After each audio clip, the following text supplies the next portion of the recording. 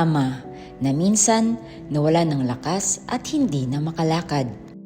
Si Mang Roberto ay biktima ng stroke. Umaasa sa tulong ng iba kahit sa simpleng galaw.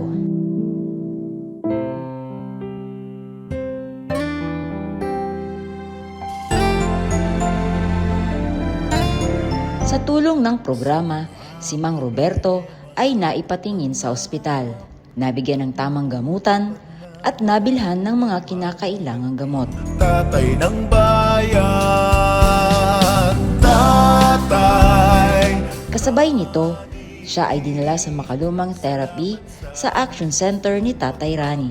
Mga hilot, acupuncture, moxibustion, ventosa at mga iba't ibang paraan ng pagpapagaling. Si tatay. Sa pangunguna ni Doc Bong at Sir Francis at sa walang sawang pag-aalaga at paggabay, unti-unting bumabalik ang lakas ni Mang Roberto. Rani.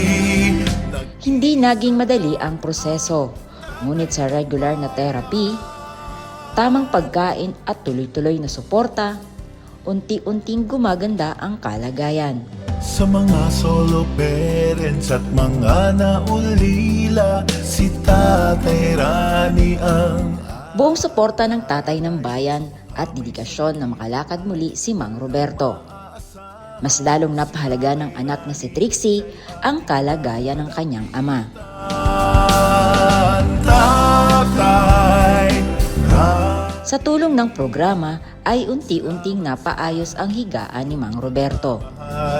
Ikaw ang mahakay.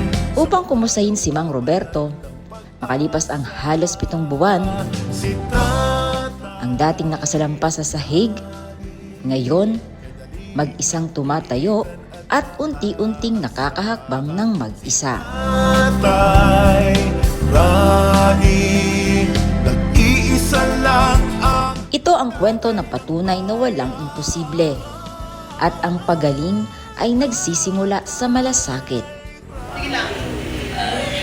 Hey, labutan. Sige lang, lambot. Sige, baby natin to, wala. No pain, no gain. Huwag mo, tulak nyo. Tulak. Tulak. Tulak yun, tulak. Tulak, sige. Yan, lakas na. Hila to, hila.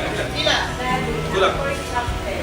Yan. Yan. Tatay Rani, kay daling lapitan. Tutukan natin ang susunod na kabanata sa muling pagbangon ni Mang Roberto Diaz.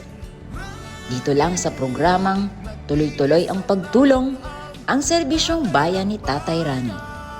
Ako po si Cheryl Red, ang tagapaghatid ng tulong. Tatay Rani.